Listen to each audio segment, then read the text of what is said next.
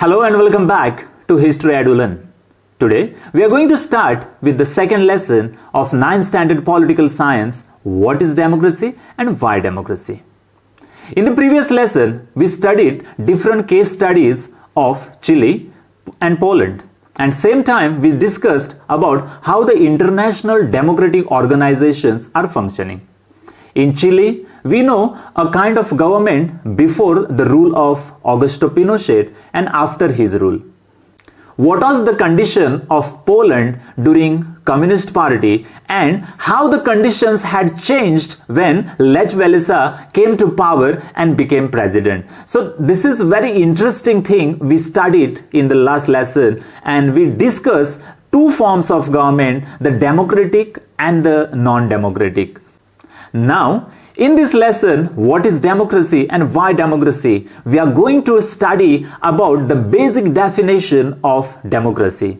Same time, we will be studying about its features, arguments for and against. So first, let us try to understand the definition of democracy.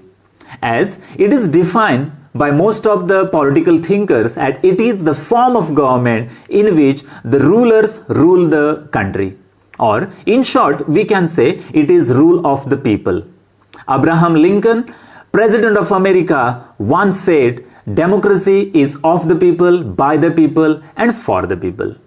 Actually, democracy is derived from the Greek word demos plus kratos. Demos meaning people and kratos meaning rule or the power. It is rule of the people. In democracy, people are said to be most powerful or the sovereign. That's why it is called democratos.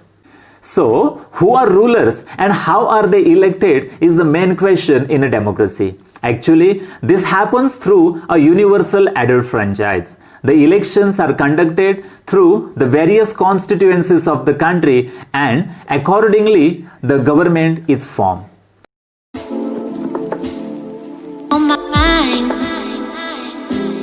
Now let's see the features of democracy. To begin, first instance from Pakistan. General Pervez Musharraf led a military coup in October 1999 and overthrew democratic government of Nawab Sharif. He declared himself as chief of executive. He later designated himself as the president. In 2002, he conducted a referendum, that is political opinion poll, and people of Pakistan granted him 5-year extension to continue as a president. Pakistan media, human rights organization and democratic activists said that referendum was based on malpractice and fraud. He made amendments in constitution, also dismissed national and provincial assemblies. There was a civilian cabinet, the elected members from Pakistan, but they were supervised by National Security Council. They were dominated by military officers. Pakistan has had elections, but final power rests with military officers and General Pervez Musharraf. This gives us first feature of democracy, that the final decision making power rests with those elected by the people, means major decisions are taken by the elected leaders. Now let's see what kind of government system is China having. China also holds regular elections for 5 years. They have a parliament called Kongwo Remin Daibyo Dahu, that is National People's Congress. They have power to appoint president. There are altogether 3,000 elected members in Chinese parliament. Some are also elected by the army. Candidate who is going to contest the election needs approval of Communist Party. Only Communist Party and its small 8 allied parties can contest elections. Government always formed by the Communist Party. Mexico, since independence in 1930, holds elections after every 6 years to elect president. It never been under military rule, but until 2000, every elections were owned by the party PRI, Institutional Revolutionary Party. Opposition party did contested in many of the elections, but they never won. PRI used dirty tricks to win elections. Government employees had to attend party meetings. Teachers, parents were forced to vote for PRI. Media ignored government activities and opposition was criticized. Sometimes polling booths were shifted at last minute and spent large sum of money in campaign. Should we describe above elections are free and fair? They do not offer any serious choice for people. Elections must offer real choice between political alternative. Thus, the second feature of democracy we are getting, democracy must based on free and fair election. Elections gives voting right to every citizen. This is called universal adult franchise or suffrage. If you think of Saudi Arabia, the women in this country got right to vote very recently in 2015. In Estonia, Russian minority find it difficult to get right to vote. In Fiji, vote of indigenous Fiji has more value than Indian Fijian. Democracy is based on fundamental principles of political equality. That gives us third feature of democracy. In a democracy, each adult citizen must have one vote and each vote must have a one value. That is, one person, one vote, one value. And there is a political equality. So that is the best feature. Independent and well-trained judiciary is most essential for any democratic country because its rules and regulations are most important and every country runs with the help of this structure. So let's see the case study of Zimbabwe. Zimbabwe got independence from white minority rule in 1980. Since country was ruled by ZANU-PF political party that led the freedom struggle. Robert Mugabe ruled since the independence. Elections had regular and always been owned by ZANU-PF. Robert Mugabe is popular but used unfair practices in elections. He changed constitution several times to increase the power of president. Opposition party workers were harassed. Their meetings were disrupted. Public protests, demonstrations against government were declared illegal. Law limits right to criticize the government.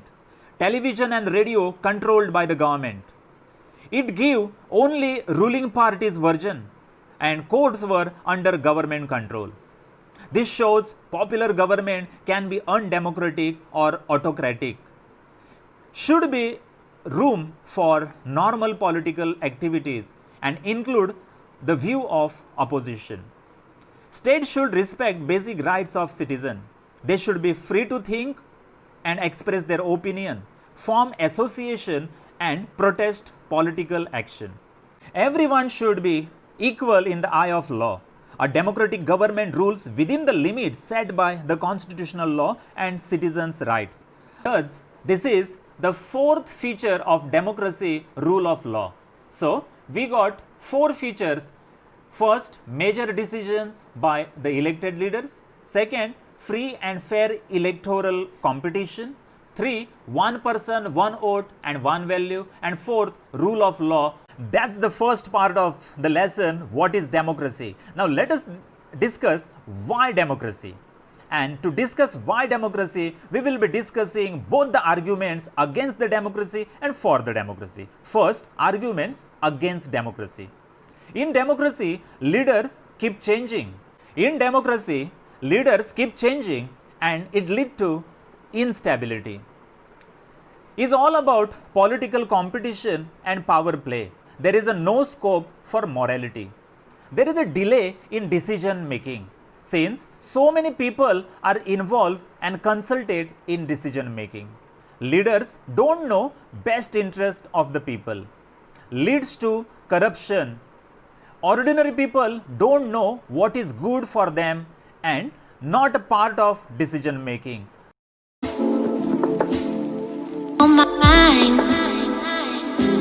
Democracy is not a magical solution for all the problems. so far not ended poverty or there is a delay in the decision making. Arguments for democracy. Chinese famine in 1958-61 was the worst recorded in the world history. Around 3 crore people died in this famine. India's economic condition during this time was also not good, but adopted a food security and that saved India from the worst famine. Government policy of India and China are different over here. If China had a multi-party election, responsible opposition, freedom of press, and if their government was criticized, then so many people may not have died in the famine. A democratic government is better since it is more accountable form of government. Democracy improves the quality of decision making. Decision making may be slow since it needs to be consulted to the many people. It provides a method to deal with differences and conflicts. There is a social diversity of region, religion, language, caste, etc. Example, Mahadayi and Kaveri dispute is a problem in India.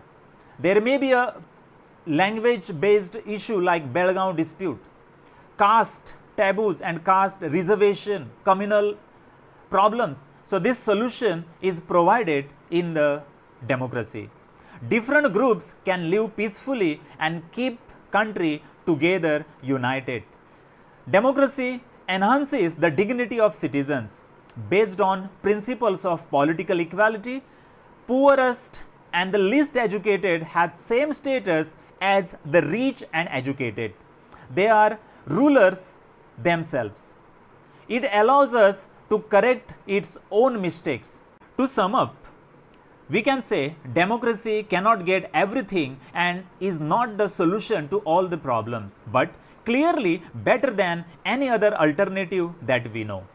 Democracy is not the magical solution to all the problems because it have its own limitations and it will take some time to overcome all these limitations. But if you compare the other forms of government right now in the world, the democracy is definitely the better one compared to other forms of government. So most of the countries are attracted towards this democracy and they are becoming democratic countries because the principles like liberty, equality, fraternity are being nurtured, nourished in this country. I hope you all have enjoyed this lesson. Stay tuned for the next class and same time before going, don't forget to hit like and share button. So bye and thank you very much.